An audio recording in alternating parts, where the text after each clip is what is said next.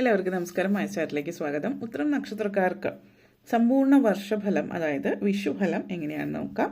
2025 April മുതൽ 26 വരെയുള്ള ഫലമാണ് പറയുന്നത്. ഇനി നമുക്ക് റീഡിങ്സിലേക്ക് കടക്കുന്നതിന് മുമ്പ് പ്രൈവറ്റ് കൺസൾട്ടേഷൻ താല്പര്യമുണ്ടെങ്കിൽ ഡിസ്ക്രിപ്ഷനിൽ ഡീറ്റെയിൽസ് ഉണ്ട്, നോക്കാവുന്നതാണ്. നമുക്ക് റീഡിങ്സിലേക്ക് കടക്കാം. ഉത്രം നക്ഷത്രക്കാർക്ക് ഈ വരുന്ന ഏപ്രിൽ 2025 മുതൽ 2026 വരെയുള്ള ഒരു വർഷക്കാലത്തെ വിഷു സമ്പൂർണ്ണ ഫലം നമുക്ക് നോക്കാം.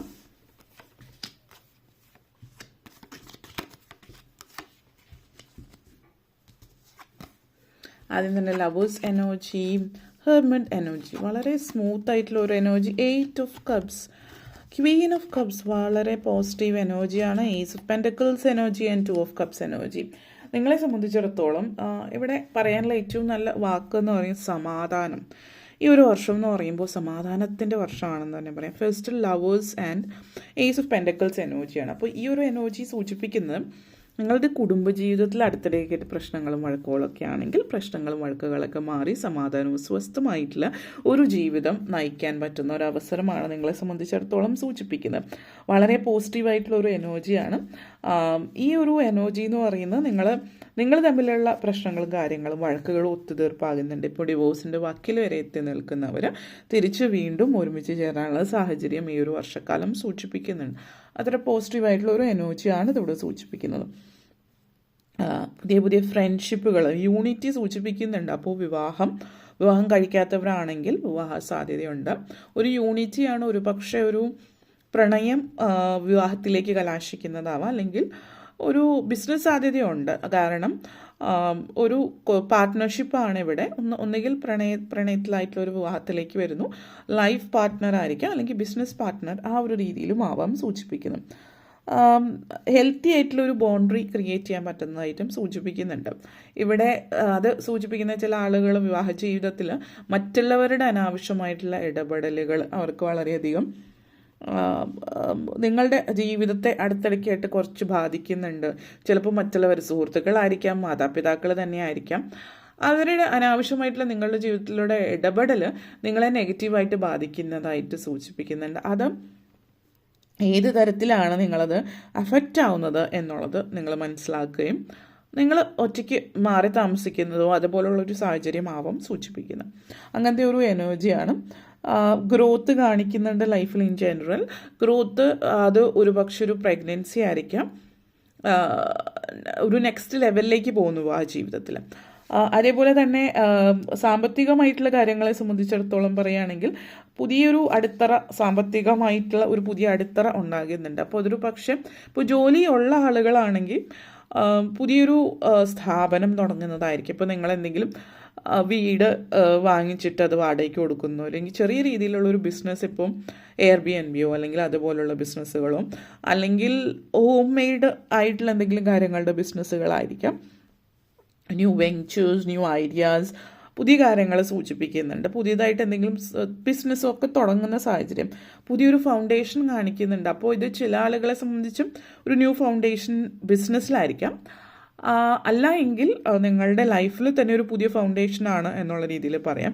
ചില ആളുകൾക്ക് ലിറ്ററലി ഒരു വീട് വീടിൻ്റെ കല്ലിടിയിൽ ചടങ്ങ് എന്നുള്ള രീതിയിലാവാം ഇത് സൂചിപ്പിക്കുന്ന. ഒരു ഫ്രഷ് സ്റ്റാർട്ടാണ് ലൈഫിൽ ഈ ഒരു വർഷം എന്നുള്ളത് നിങ്ങളെ സംബന്ധിച്ചിടത്തോളം. അത് വെൽത്ത്, ഹെൽത്ത്, മെറ്റീരിയൽ അബണ്ടൻസ് ആയിരിക്കാം, അല്ലെങ്കിൽ നിങ്ങളുടെ പേഴ്സണൽ ലൈഫിലും അബണ്ടൻസ് ആണ് സൂചിപ്പിക്കുന്നത്. മണ്ണുമായിട്ട് ബന്ധപ്പെടുത്തിയിട്ടുള്ള ഒരു ഇത്, അതായത് മണ്ണുമായിട്ട് ബന്ധപ്പെടുത്തിയിട്ടുള്ളതെന്ന് പറയുമ്പോൾ ഇപ്പോൾ കൃഷി കാര്യങ്ങളൊക്കെ ചെയ്യാനുള്ള സാഹചര്യം സൂചിപ്പിക്കുന്നുണ്ട്. അപ്പോൾ മറ്റു തരത്തിൽ മണ്ണുമായിട്ട് ബന്ധപ്പെടുത്തിയിട്ടുള്ള കൃഷി സംബന്ധമായിട്ട് ആവാം, അല്ലെങ്കിൽ അതുപോലെ തന്നെ മണ്ണ്, ചരൽ അതൊക്കെ സപ്ലൈ ചെയ്യുന്നത് പോലത്തെയുള്ള അങ്ങനെയുള്ള അതുപോലെയുള്ള എന്തെങ്കിലും കാര്യങ്ങൾ, കൃഷിക്ക് വേണ്ടിയിട്ടുള്ള കാര്യങ്ങൾ സപ്ലൈ ചെയ്യുന്നത് ഇൻഡയറക്റ്റ്ലിയോ ഡയറക്റ്റ്ലി മണ്ണുമായിട്ട് അല്ലെങ്കിൽ കൃഷിയുമായിട്ടോ അല്ലെങ്കിൽ ആ തരത്തിലുള്ള കാര്യങ്ങളൊക്കെ ആയിട്ട് ബന്ധപ്പെട്ട് കിടക്കുന്ന ഒരു ബിസിനസ്സോ കാര്യങ്ങളോ ഒക്കെ കാണിക്കുന്നുണ്ട്.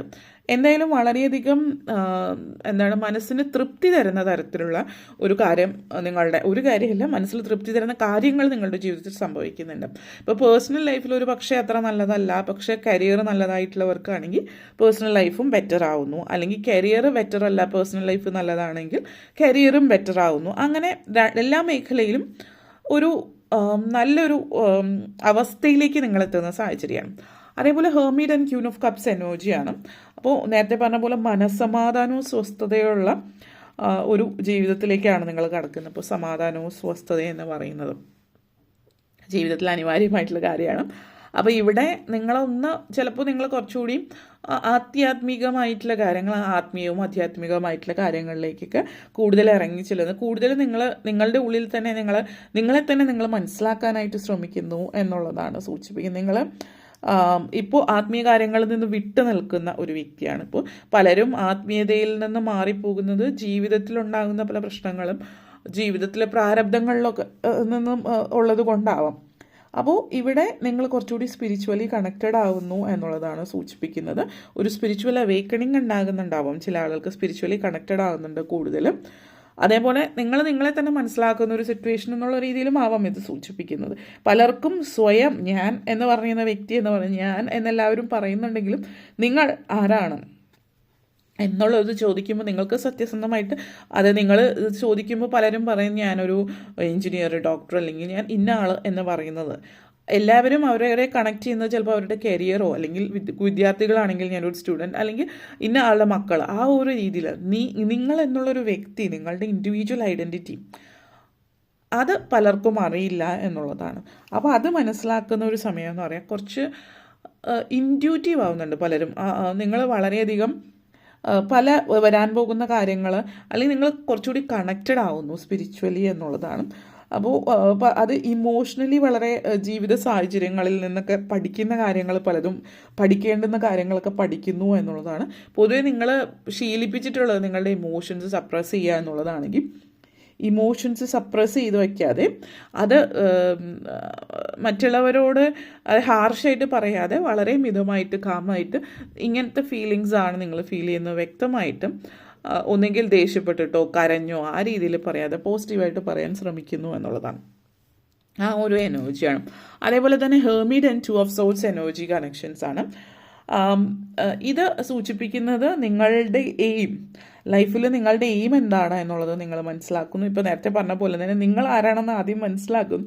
അത് മനസ്സിലാക്കി കഴിയുമ്പോൾ എന്താണ് നിങ്ങളുടെ നിയോഗം എന്നുള്ളത്, അപ്പോൾ ജീവിതത്തിൽ എന്താണ് നിങ്ങളുടെ ഗോള്, ലക്ഷ്യം എന്താണെന്ന് ആദ്യം നിങ്ങൾ ആരാണെന്ന് മനസ്സിലാക്കിയിട്ട് വേണം നിങ്ങളുടെ ലക്ഷ്യം എന്താണെന്ന് മനസ്സിലാക്കുക. അത് മനസ്സിലാക്കുന്നു. പല ക്ലാഷസ്, ചില കാര്യങ്ങൾ ക്ലാഷസ് ഉണ്ടാകും. അതായത് നിങ്ങളുടെ ഉള്ളിൽ ഇതാണോ, ഈ വഴിയാണോ പോകേണ്ടത്, ഈ വഴിയാണോ, ഏതാണ് എൻ്റെ ശരിയായിട്ടുള്ള പാത എന്നുള്ളൊരു കാര്യത്തിൽ നിങ്ങൾക്ക് കൺഫ്യൂഷൻ വരുന്നുണ്ട്. അപ്പോൾ ഇവിടെ കൺഫ്യൂഷൻ ഇങ്ങനെ ആത്മീയമായിട്ടുള്ള കൂടുതൽ കണക്റ്റഡ് ആവുന്നത് കൊണ്ട് പല കാര്യങ്ങളും നിങ്ങൾക്ക് തീരുമാനമെടുക്കാൻ ഇത് സഹായിക്കുന്നുണ്ട്. അപ്പോൾ ഇവിടെ പറയാനുള്ളൊരു കാര്യം, ഈ ഒരു കൺഫ്യൂഷൻ മെയിനായിട്ട് വരുന്നത് നിങ്ങൾക്ക് എന്താണ് വേണ്ടതെന്ന് നിങ്ങൾക്ക് അറിയാത്തത് കൊണ്ടല്ല, മറിച്ച് നിങ്ങൾ മറ്റുള്ളവരുടെ കണ്ണിൽ ഇതാണ് സ്കോപ്പ്, അതായത് ഇതാണ് നല്ലതെന്ന് മറ്റുള്ളവരുടെ അഭിപ്രായം, ഒന്നിൽ നിങ്ങൾക്ക് വേണ്ടത് ഇതാണ്. അപ്പോൾ എപ്പോഴും മറ്റുള്ളവരുടെ അഭിപ്രായത്തിന് ഊന്നൽ കൊടുക്കുന്ന കൊണ്ടുള്ള കൺഫ്യൂഷനാണ്. അല്ലാത്ത പക്ഷം നിങ്ങൾക്ക് ഇതാണ് വേണ്ടത് നിങ്ങൾക്ക് ഉറപ്പുണ്ട്, പക്ഷേ അവർ പറഞ്ഞു ഇതിൽ സക്സസ് ആവില്ല, അല്ലെങ്കിൽ ഇവർ പറഞ്ഞു, അങ്ങനെ ഒരു ചിന്ത ഉള്ളത് കൊണ്ടാണ് നിങ്ങൾക്ക് കൺഫ്യൂഷൻ. അപ്പോൾ പൂർണ്ണമായിട്ടും നിങ്ങൾ എന്താണ് ചിന്തിക്കുന്നത്, നിങ്ങൾ കണ്ണടച്ച് ഇരിക്കുകയാണെങ്കിൽ പോലും you already know the best way forward. നിങ്ങൾക്കറിയാം എന്താണ് ശരിയായിട്ട് പോകേണ്ടത്, അതിൽ തീരുമാനിച്ച് അങ്ങോട്ട് പോവുക. അല്ലാണ്ട് മറ്റുള്ളവർ പറയുന്നത് കൊണ്ട് കൺഫ്യൂഷൻ വരേണ്ട കാര്യമില്ല. നിങ്ങൾക്ക് ഇഷ്ടമുള്ളത് അല്ലെങ്കിൽ നിങ്ങൾ ആഗ്രഹിക്കുന്നത് ഇതാണ് എന്നുള്ളതാണ്. അത്രയും ചിന്തിച്ചാൽ മനസ്സിലാക്കാവുന്നതേ ഉള്ളൂ ഇതാണ് നിങ്ങൾക്ക് വേണ്ടത്. പക്ഷേ നിങ്ങൾ ആ വഴി പോകാത്തത് കോൺഫിഡൻസ് ഇല്ല. മറ്റുള്ളവർ പറഞ്ഞു ഇങ്ങനെ ആകുമ്പോൾ റെഡി ആവില്ല, അല്ലെങ്കിൽ അവർ പറയുന്ന നെഗറ്റിവിറ്റി നിങ്ങളെ ബാധിച്ചു. ഇതിനൊക്കെ മാറാൻ ഈ പറഞ്ഞ പോലെ ഈ ഒരു സ്പിരിച്വാലിറ്റി നിങ്ങളെ സഹായിക്കുന്നുണ്ട്, ആത്മീയത.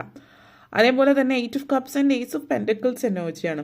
നിങ്ങൾ പലരും വളരെയധികം ധൈര്യത്തോടു കൂടിയിട്ട് ഇതുവരെ നിങ്ങൾ ചെയ്തിരുന്ന കാര്യങ്ങളൊന്ന് പുറത്ത് കിടക്കാതെ ലെറ്റ് ഗോ ചെയ്യാണ്, വിട്ടുകളിയാണ്. ഇനി ലൈഫിൽ എനിക്ക് ഇതിൻ്റെ ഒന്നും ആവശ്യമില്ല എന്നുള്ളത്.